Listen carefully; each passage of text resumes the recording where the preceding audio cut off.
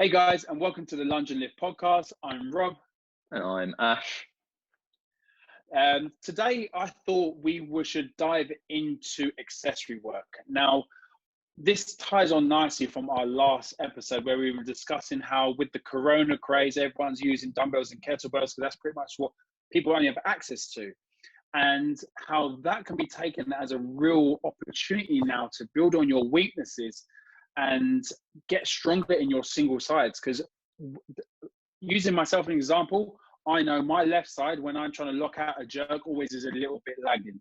Or for instance, I know when I'm just pressing through just my left, it just doesn't feel as strong. So this is a really good opportunity now to do accessory work to build that up. So Ash, what are accessories, mate? Yeah, good question, mate. So accessory work is a term that gets used quite a lot in fitness and strength training, weightlifting, and it basically refers to any movement that isn't your main movement or your main lift, but is an accessory to your training. So it's a kind of like an added piece which serves to improve the main goal of the training. So for example, if you're a power lifter, you squat, bench, and deadlift, an accessory movement would be anything that isn't your competition squat, bench, and deadlift, but its purpose is to improve one of those three exercises. So it could be like single leg squatting, could be single arm pressing, could be like single leg deadlifts as real basic ones. It could be deficit deadlifts. It could be like partial bench or bench with chains, anything that isn't the traditional movement, but its goal is to improve the main thing that you're working on. And the reason accessory lifts exist is basically to either prevent or break through a plateau. So if you've started getting a bit stale, you're struggling to make progress by just hammering that main movement, the accessory should work on the weak link or the thing that's actually limiting that lift from getting stronger or improving, or to bulletproof and prehab or rehab from any injuries. So those are sort of the two main reasons why people would incorporate accessories. And there's a whole wealth of different strategies you can apply, which could be classed as accessory work, presuming that you have a main focus to your training that you are trying to progress. Yeah, I guess with this is now, so with all these accessory lifts, this is normally done, as you said, with like, okay, you can do them, say, with barbells, like with your deficit deadlifts and stuff like that, but a lot of the time you're addressing those imbalances and these dysfunctions that you have. So again, touching on this isolation period of where we can only use dumbbells and kettlebells, this is now that opportunity to work out what do I need. So this is why it's so important to film your lifts. So back in the day when we were all lifting with barbells and stuff like that, if you don't remember what was weak and you can't quite remember it, you could definitely watch things back and see. And now say, okay, cool. When I was, say, squatting, my hips were shifting to the side. Why was that? And you can start to either talk to a coach, or you can then look at this yourself and start to analyze your lift and say, right, what accessories are now going to help me so that when I get back to the barbell, I'm going to be able to hit it just as like I come back, obviously working your way back into it. You don't want to go straight from, squatting 100 kilos when you left before the isolate yourself for say 3 to 6 weeks, go back to the gym and say, right, I've still got a 100 kilo squat. You might have the strength, but you won't have the the patterning to do that 100 kilo squat anymore because you haven't been under a barbell. So that's where these accessories, we need to make sure we're aiming them towards improving those main lifts that we all want to work towards, really. Exactly. And I think ties in quite nicely to a conversation about just progression in general. Like if you're working on something, whether it's a lift or it could be like even running, like running faster, you're generally trying to improve the skill or the threshold. So if you think, if we go back to the squat, if you want to squat heavier, you could just squat more, push yourself in a squat heavy, squat high volume, just try to hammer that movement and make your body develop a greater capacity and propensity to do that well. Or you could work on your technique, which would class as skill work. So that could be getting into a better position, having a better bar path, so the mechanics are just like better. You're not dealing with such a long lever arm if your bar's drifting away from your center of balance. That could be like it probably would be accessories that improve the skill. Obviously, just doing squats, you'll get better at squats. So I'm assuming that's already part of your program. But this is an example where something like ankle mobility could be an accessory movement, like an ankle mobility drill could be an accessory movement as part of your squat program, because it allows you to get into a better bottom position, which means you're then stronger and able to lift a heavier weight out the bottom of your squat. And I think not many people would think of ankle mobility as an accessory, but actually, if you've got shocking mobility, ankle mobility exercises might be one of the fastest way for you to get stronger, because you're held back by position. So touching on that then is obviously using, say, an ankle mobility drill, if I say now work on my ankle mobility, and like, you know, you can probably find all the stuff online and stuff, I'm going to say do a bunch of that stuff. How is that going to carry over back to when I get back to a barbell? Will I keep those mobility gains that I've essentially created now? Will they stay for when I get back to the barbell? Maybe. It depends how you integrate that mobility work. And it's, again, we're going to keep referring back to episode 2 until we've done enough other episodes, so we've got something else to talk about. But basically, it's very specific. So having ankle mobility in a squat can be entirely context dependent. So you could have great ankle mobility when you do a static test, just standing, or like do a calf stretch. But once you've got a barbell on your back and you're trying to squat reasonably heavy, your ankle range might just completely shut down. So bringing back that red pill concept of the functional continuum, we can get ankle range in a really simple, unloaded environment. And our job is to bring that up the continuum closer to a heavy back squat and still be able to access that good ankle mobility. And what you should be doing in this sort of quarantine period or in your training in general is integrating that ankle mobility all the way through. So it's not a question of just doing like a really aggressive ankle mobility stretch in a weird situation that doesn't look much like a squat and then going and squatting heavy. There'll be some carryover for sure, but that doesn't mean you own that range to the same extent as doing lots of different squat variations where you are making use of your newfound ankle range and doing a squat and greasing that groove of just getting reps. This is what it feels like. This is what it's like to control it, building that skill so that then when you do come back to back squatting, that you've got a much better chance of your brain saying, okay, yeah, I remember what it's like to flex my ankle this much. I know how to get here. I know how to get myself out of here safely. I'll let the body go there. And you've got a much greater chance of accessing that ankle range in the context of your heavy back squat. I guess so. With this news, and so obviously we're going to stick with a squat now, just so we can keep discussing the same thing. But most of us, when we're in the gym, especially with the barbell, we ego lift. We want to always load up as much as possible, and this normally takes away from the opportunity to get into these better positions for longer. So, when, like on our last episode where we touched about how this is now a time to include on more tempos, some isometrics and stuff like that within your training, which normally, because they're not the sexy stuff, we neglect. And so using this ankle mobility, so if you're doing an ankle mobility drill, and then maybe if you're going into like a goblet squat, and then say going down in the bottom, so doing pause goblet squats, really focusing on getting those knees forward, so getting into that ankle area and kind of using the lighter load to essentially do like a weighted mobility in a way, wouldn't it be?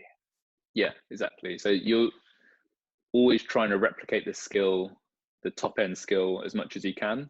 So doing the mobility stuff as pure mobility work, and then building in some form of squat to get closer and closer to your fully weighted back squat while using good ankle range.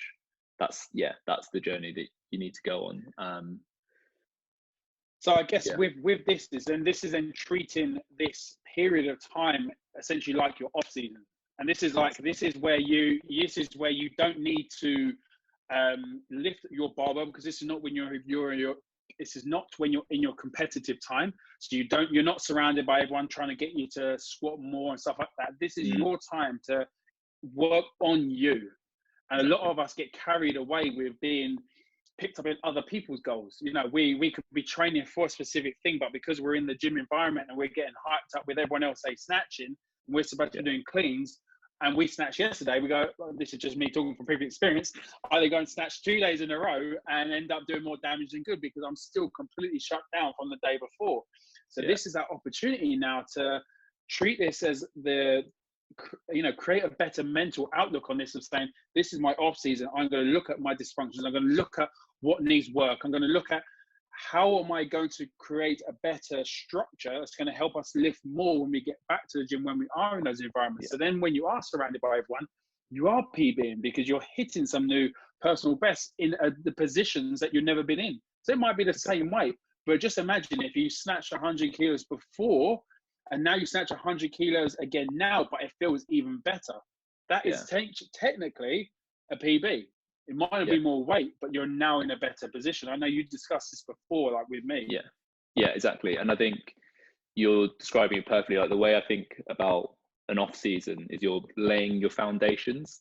So the better you move, the wider your foundations are. So the taller your pyramid can be. Like everything is centered on like how well do you move. If you don't move well enough, you can't actually train enough or hard enough to make significant progress.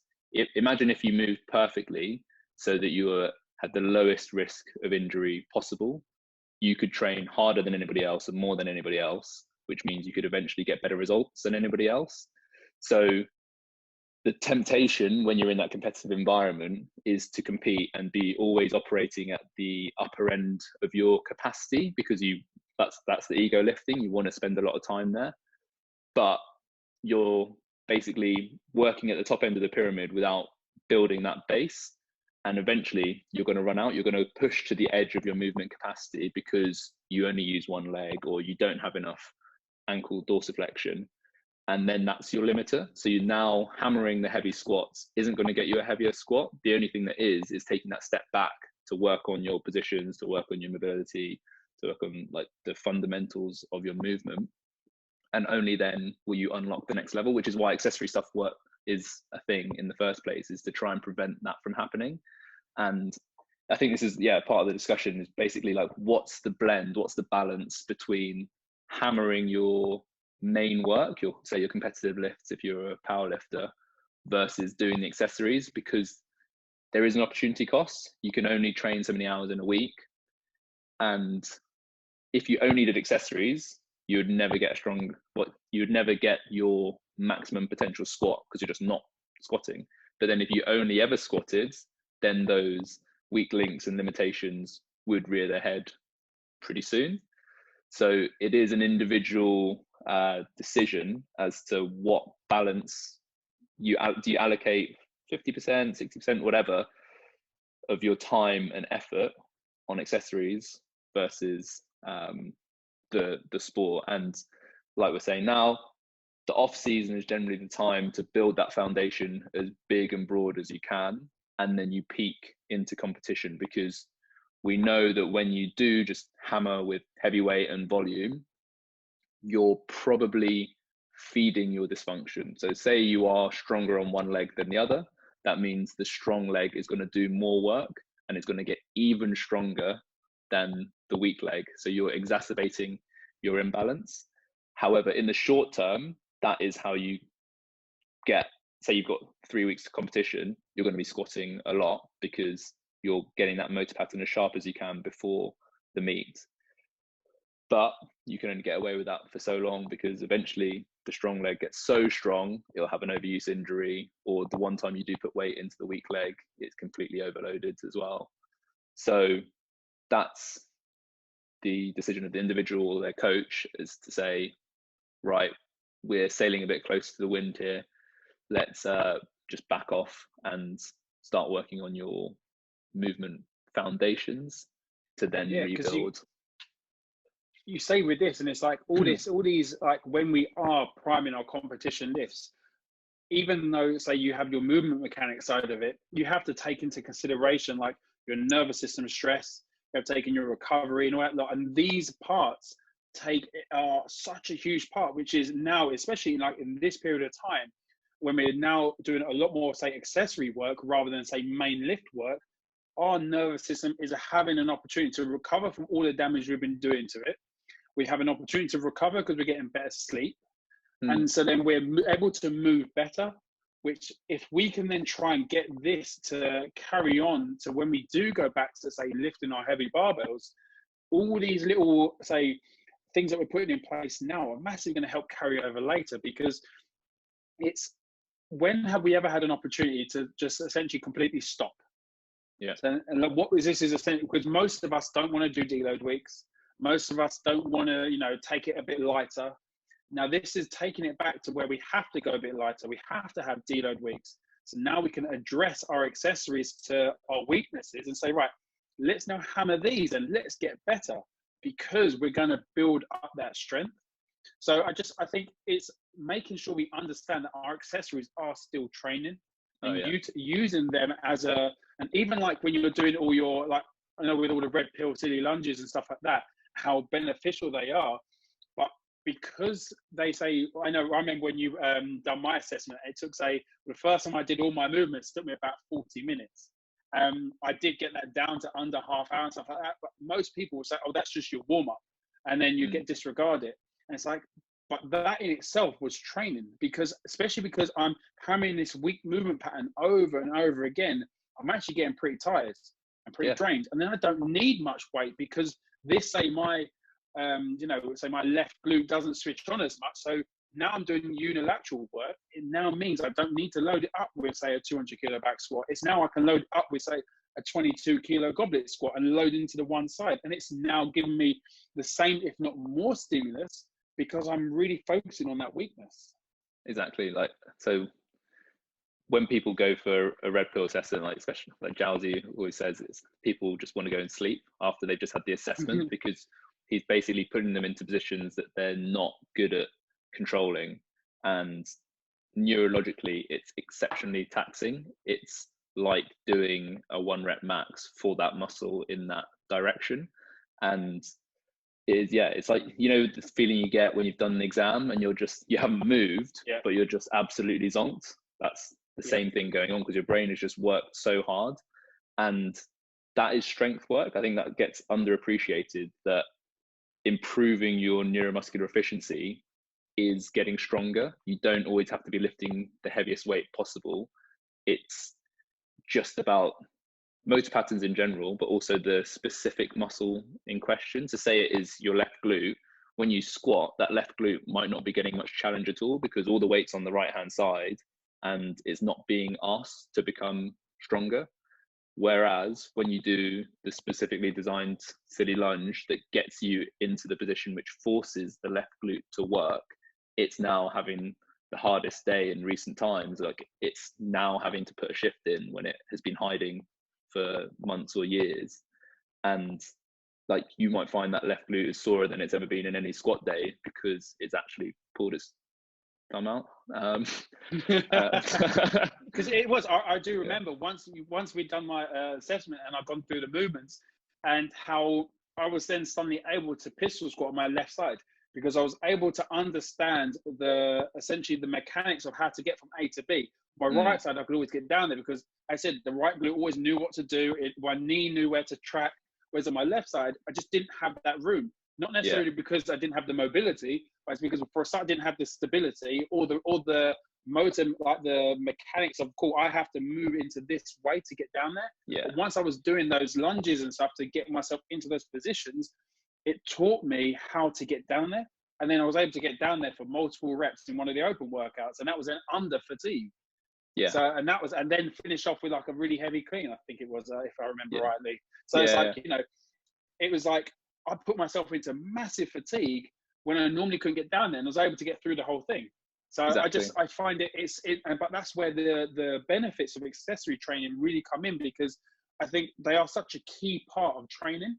Yeah. And that's where people, like, it's very easy to get carried away with your main lifts. And like, you know, you're going to say, or you're doing accessory, so you'll do bench press, and your accessory will be an incline bench press. And then maybe you might do some cable flies.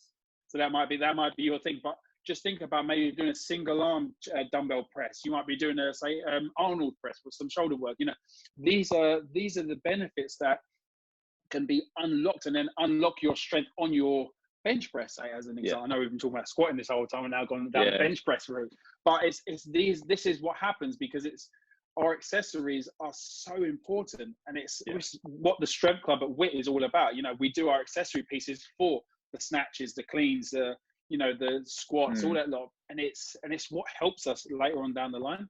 Exactly. I think your pistol example is perfect in that if we illustrate the difference between skill and threshold, like you've got really heavy squats, you've got really heavy Olympic lifts, but you struggle to pistol on your left leg, we know that you're not lacking strength, like your right leg is strong enough. So the capacity is there to do the work, but you didn't have the skill because your body didn't know how to load the right muscles and get into the right positions to stay balanced while getting down and up on that left leg.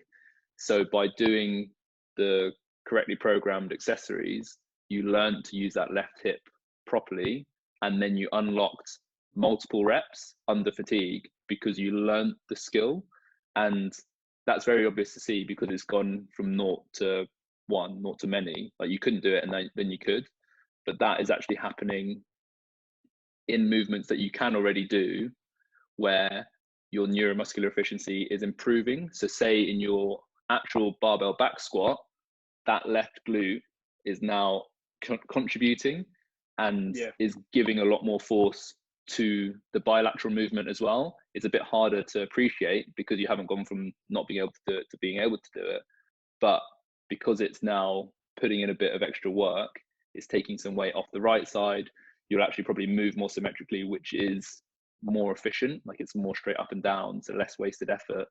And which means rather than working out 100%, I'm now working at say 80% for the exact same weight, which is exactly where all these accessories and stuff will kind of improve. Is, as you say, we might not be making ourselves stronger in say our total mass volume, but we might be getting our movements better. So when we do lift that weight, we're just so much more efficient. Well, you're getting more motor units to contribute. So there are more muscle, like you have all the muscle fibers. We're not adding more muscle fibers. We're not even making them bigger. We're just using more of them more effectively. And that makes you stronger, even though you haven't necessarily lifted any weight. And I think that can get lost in thinking that it's just like rehab or prehab. You're just doing it to not get injured. Actually, that's what people think, aren't they? Yeah. Exactly. Yeah, and this is the thing. If it's like thinking of it as it's like, oh, it's the boring stuff. It's just going to make you feel like it's just not needed. So yeah, it's like we were saying before. Like any sport, there are the fundamentals. So say like football, you need to run, and everyone acknowledges that running is a part of football. And footballers run as part of their training. To be good at football, they run. They might run on its own, or they might run as part of drills in football, but it's a fundamental part of the sport. And these little movement efficiencies, motor patterns, like using your hip, using your left leg, is part of squatting. So making sure that you use your left leg well will carry over to squatting. And the same principle applies to all big lifts, all sporting movements. And it's just that blend, like we talked about before. How much time do you spend working on it in a bit of isolation to then reintegrate it into the core skill? It depends on how well you move, but pretty much everyone would benefit or does benefit from spending some time on it. Yeah, I mean, I think as you said to me the other day, it was like, don't think of it as boring stuff. It's like eating your vegetables. It's necessary and they're doing you good. It's not that you want to do it, but you have to. Well, I really like aubergines at the moment, so that's my vegetable.